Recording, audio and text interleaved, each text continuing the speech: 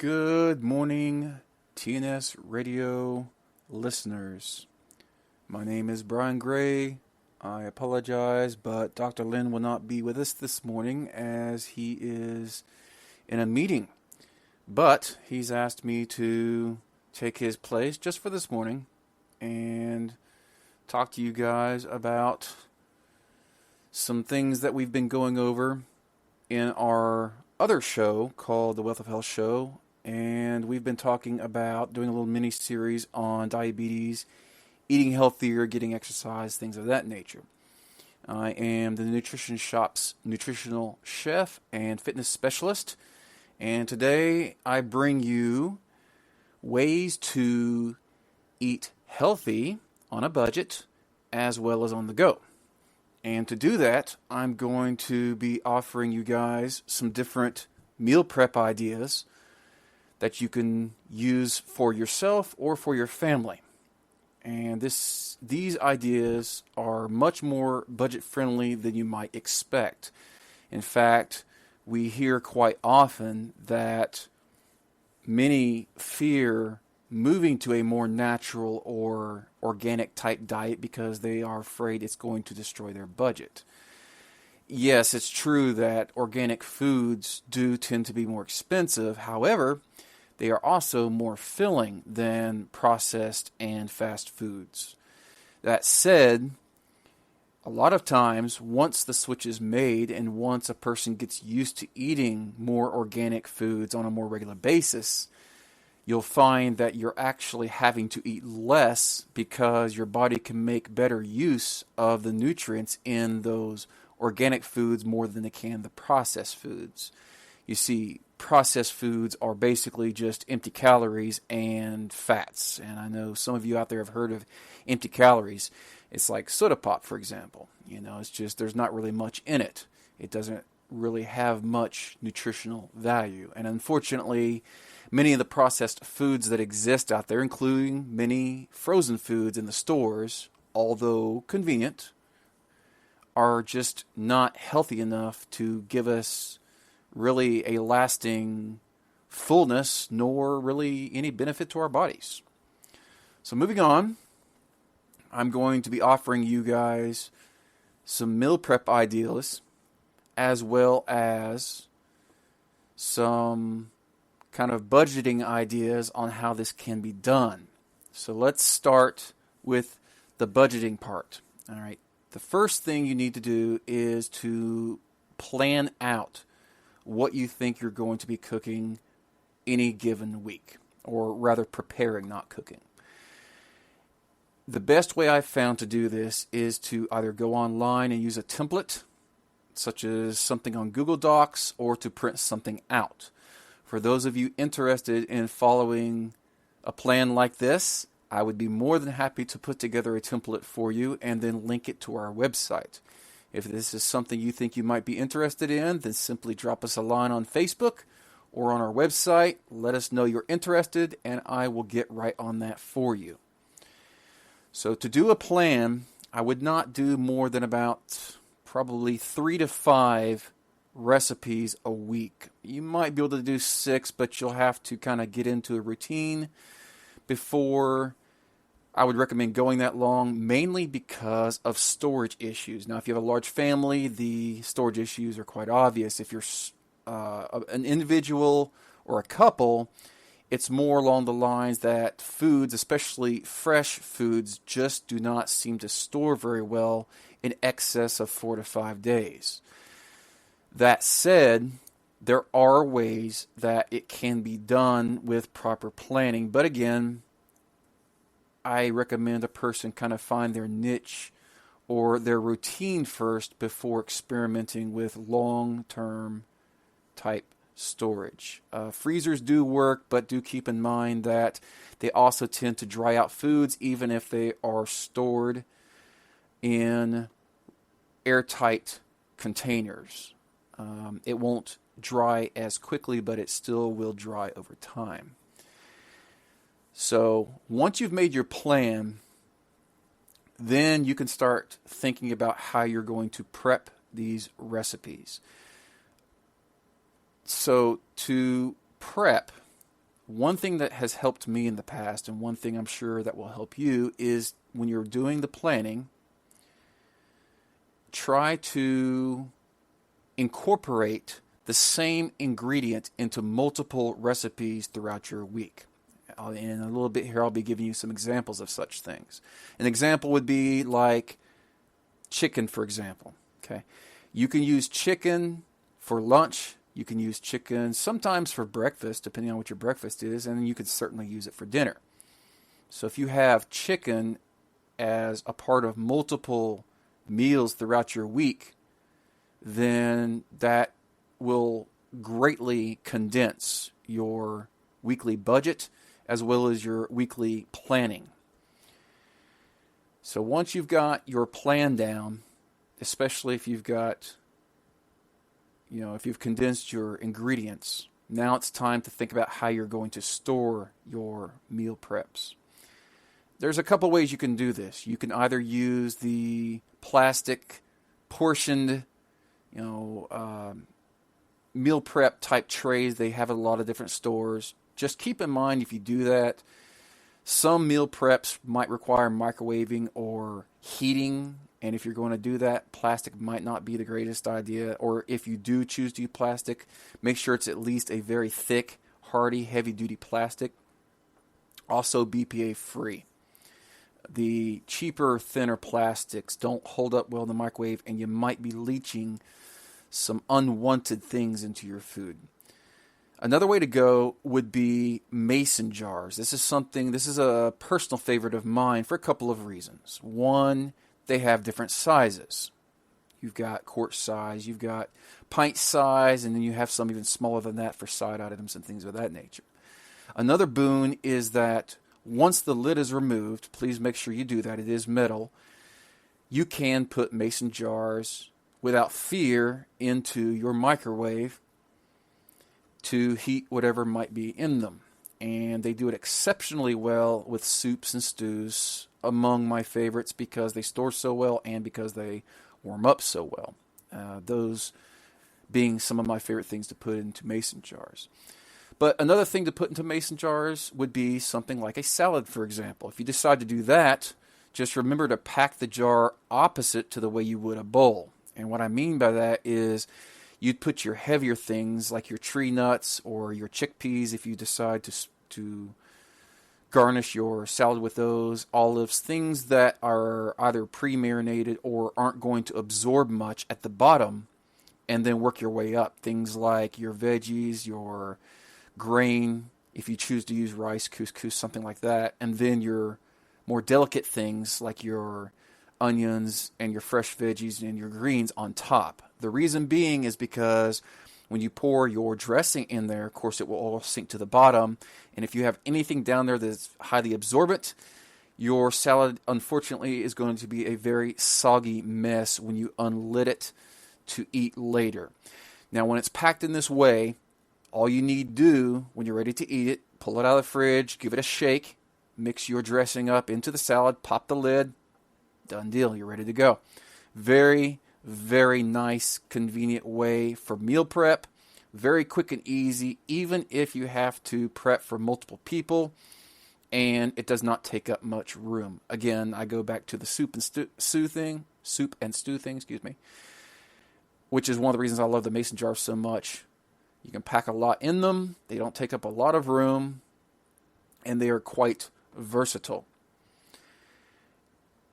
Your preference in containers is your own. You may not want to mix your food constantly like that. You may prefer to find a portion tray, but I go back to my previous comment where please make sure that it is thick and BPA free, where if you decide to warm it, you won't have anything leaching into your food that you do not want there.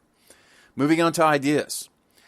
So several of these ideas that I'm going to be listing to you are going to be based on Lynn and I's topic of diabetes and eating healthy and fitness, and this mini-series that we're doing on the Wealth of Health show. So first, I'm going to list some breakfast items to you. keep in mind now, when I list these things, they can be used in a multitude of ways. After I list these items, I'll give you a few options and ideas. If you would like me to expand further on that, you can give us a call at the office or just drop us a line on the website or Facebook, and I'll be more than happy to give you guys some recipe ideas for quick meal prep. Now, as I go through this as well, do keep in mind each meal, proportioned correctly, should not really cost much more than $2 to $4 per meal. And then on above that, none of these should take you much more than 5 to 30 minutes at absolute most to prep. Meaning if it's just you or if you're a couple, you can actually plan and prep an entire week's worth of meals in as little as an hour, maybe an hour and a half if you're getting really elaborate. And if you have a large family, granted it might be 2 or 3 hours, but the bulk of your cooking prep will be done the day you choose to do this prep, be it Sunday, Saturday, whatever your preference is, meaning that if you're on the go or have a big family and everything is hectic, this will make your week much easier on you, much less stressful knowing you have this prepped ahead of time. So for breakfast, I give you yogurt. This can be either low fat or fat, depending on your preference, depending on your diet. If you are just average, looking at following an average diet and looking at trying to do general health, I would recommend low fat. If you're on keto, you're probably going to want to do full fat. But again, this is based on your own personal preferences and diet. So yogurt, Greek yogurt's probably one of my favorites. Milk, this can be cow's, almond, soy, or oat. I actually prefer oat because it gives a nice nutty flavor, and I do kind of deal with heartburn a little bit from time to time, and of course anything but cow's milk will help me avoid that, but I do prefer the taste of oat among the others. Tree nuts such as walnuts, sliced almonds, pecans, etc. Avocado, more often than not in slices, of course, so you'll want to make sure you have some citrus nearby or ready to put on that to make that last longer.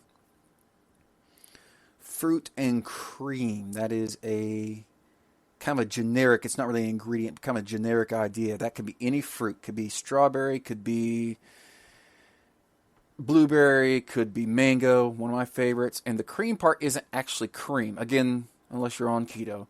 The cream would be something like a Greek yogurt and low-fat milk blend. It could be just straight yogurt. It could be anything that kind of gives a creaminess to your fruit. It's almost like a parfait. And then you can, of course, put tree nuts or granola on top to give you your extra protein to that.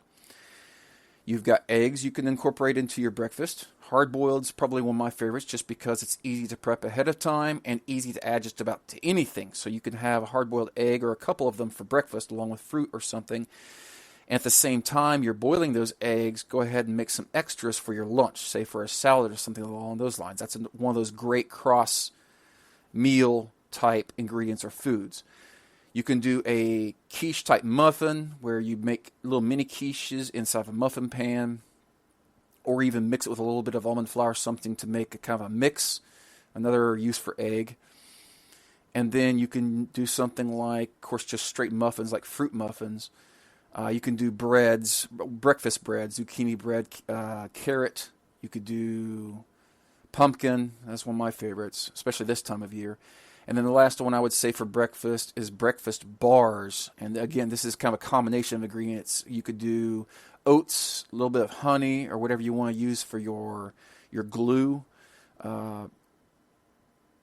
Let's see, figs and dates work quite well for glue, actually, if you blend them.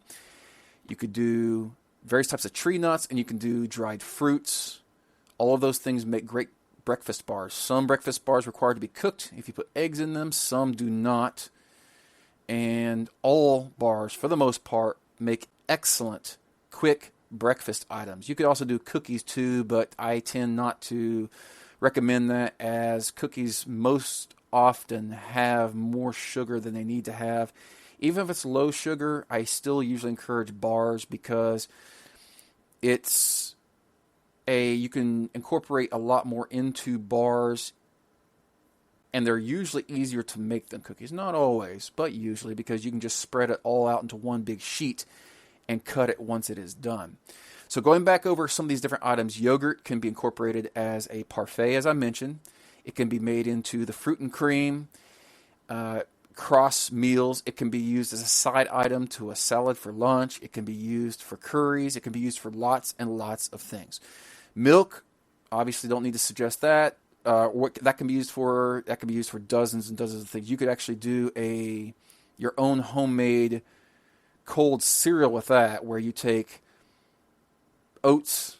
You can either lightly cook them or keep them raw, whatever your preference. The more undercooked they are, the better for cholesterol busting properties. Add a little bit of fruit, your preference of sweetener, the lesser the better. And then, of course, your milk of choice, and you have yourself a homemade cereal. So going to the walnuts and sliced almonds, same thing. A lot of that's toppers for a lot of these different things, including your lunches and your dinners, including salads, things of that nature. Avocado, again, is a side item. Or you can blend it, make it into a dip. Lots of things you can do with that. You can add it to a smoothie. Really, really good for smoothies, actually. Chia seeds are one of my favorites on this list. I did not mention that earlier because I wanted to save that one for last. I'll go ahead and mention it now, though, because chia seeds are unbelievably power-packed. And I mean that in the sense that 1 tablespoon of chia seeds has as much protein and fat as an entire portion of meat, and has as much fiber in it as an entire portion of a whole grain cereal. Now you combine all that together, and you've basically had an entire meal just about in fat, healthy fat I should add, fiber, and protein in 1 little tablespoon of chia seeds. So the more things you can add that to, the better. You can do chia seed pudding. You can add it to your parfaits. You can add it to your salads. You can blend it into your muffins or your bread mixes. You can add it to many, many, many things in your dinners, lunches too, of course. You can actually, if you blend your avocado into a dip, you can add it to your dip. They don't really have a flavor. They've got a mild flavor, of course, but not enough where it's going to really ruin any of your meals. Unless you have a very sensitive taster. But as a general rule, though, chia seeds don't have a whole lot of flavor, and they add so much to a meal that I highly encourage you to try out in as many things as you can, just for the wonderful benefits that they offer. That's where I'm going to stop on breakfast. If you would like to know more about things to incorporate into your breakfast or different recipes to use, give us a call, 678-228-8900, or hit us up on Facebook or our website. I would be more than happy to share some ideas with you. Lunch, dinner type ideas. Go back to the salad idea. I kind of mentioned that briefly during the breakfast thing. You can do salads. I mentioned that about the mason jars as well. You can either split it up in different areas in different portion type trays where you mix it yourself when you're ready to, or just to enjoy separately, however you prefer to do that. Another way to do that is to use couscous or quinoa, the next 2 items on my list here, where you create a bed of couscous or quinoa and then put your salad greens and veggies on top of that. Put maybe some fruit on the side for some little sweet dessert, natural dessert, and also for some fiber. One of my other favorite things is chickpeas, similar to chia seeds, where they are absolutely jam-packed with good things, but not quite as much on the fat side, although they still have their own. So, chickpeas are great to add to salads, to the top of just about anything. Chicken, anything you would do for your dinner or your lunch. It's great to add a little bit of chickpea to as just kind of a garnish. On the note of chicken's a great thing, I would say, for lunch or dinner. So many things you can do with chicken. Relatively low fat, provided it's skinned. And so many things you can do, from grilling to making a curry out of it, making soups, stews, Asian foods, Mexican foods, you name it, it goes in just about everything. Same with the couscous and quinoa in place of rice. All those things I just mentioned, the Mediterranean foods, the Asian foods, the Mexican foods, all those different foods, for the most part, have rice somewhere in them, Middle Eastern foods. And you can use that in combination with that chicken, as well as low-carb wraps or keto/low-carb bread. Now, you can do sandwiches with all these things I just mentioned, your veggies, your chicken strips, however you want to do that. In the case of wraps, you can do gyros, you can do your fajitas, you can do lots and lots and lots of things with just those combination of ingredients right there. I've already mentioned chilies, soups, stews. Those are all great. The last few I want to mention to you, one is a black bean burger. One of my favorites being the black bean chipotle burger. This is a vegan burger. It's not meat. It's made entirely of black beans. It is wonderful. I do enjoy meat, but this is a phenomenal burger, and it stores so well. So I highly recommend you find a recipe that you like with that. Give it a try. The last two I want to mention are cauliflower flour, which can be made very easily in your own home or purchased at many health food stores now, including places like Sprouts, Fresh Market, even Amazon, I believe, has it. But do keep in mind, it's going to be much, much cheaper to make in your own home than it will be to purchase in a store, mainly due to the fact that it's a relatively new type of flour. Now, if you want to make cauliflower flour, there are many recipes online, or you can give us a call at the office, hit us up on the website or through Facebook, and I will give you one of my favorite recipes for cauliflower flour. Look it up, see what you think, give it a try. Last thing I'll cover with you is something called shirataki noodles. Now, I saved this for last because these are very special noodles. They're also called konjac. I think miracle noodles is the other name they have. The reason is because they are so ridiculously low in carbs that most people cannot believe that these classify as pasta. Now, going back to a lot of the other things I just mentioned between the Asian foods and the Mediterranean foods and things of that nature, if you are a noodle or pasta lover, but you really have to watch your carbs, or just simply want to watch your carbs, I highly, highly, highly recommend that you look into shirataki noodles. That is SHIRATAKI. You can find them at most health food type places, be it Fresh Market, Sprouts, if you have one of those. Let's see, Amazon, of course, has them. But if you can find it at your local store, I would recommend that you support your local economy, just as I'd recommend supporting your local farms and co-ops.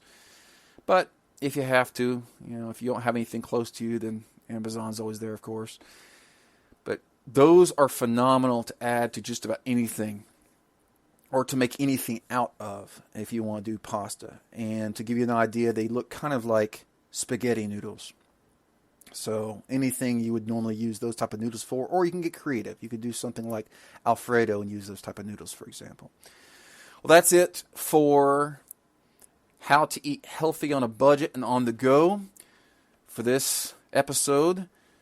If you would like any more information about recipes on how to combine these different things, or more ideas about how to mix and match different ideas, different foods, different recipes, or would just simply like me to give you a few recipes to kind of get you started, you can give me a call at the office, 678-228-8900. Ask for Brian, or you can send us an email, and I'd be happy to get back with you via email or Facebook, whichever your preference. I will leave you with all of these things I just mentioned can be made into a meal for between $2 to maybe $5 per meal if portioned in a moderate way, not going over the top, not getting crazy. And I am talking about natural organic food prices. So you can eat good, wholesome foods much cheaper than you might think. And then, of course, by prepping, spending only an hour or two, depending on the size of your family and how many meals you need or want to prep, how elaborate you want to get with them, you can save yourself so much time during the week, especially for on-the-go families, by spending just a couple of hours, maybe not even that, at the beginning or end of your week, prepping for your next week or upcoming week in this fashion. So I encourage you to consider this, look into it, do your own research via Siri or Google, whatever your preference, or give us a call and talk to myself. And I think Lynn might have a few ideas too. And I know several of the staff at the office are quite knowledgeable in this as well. So give us a call. Thank you for listening. Have a blessed day. Goodbye.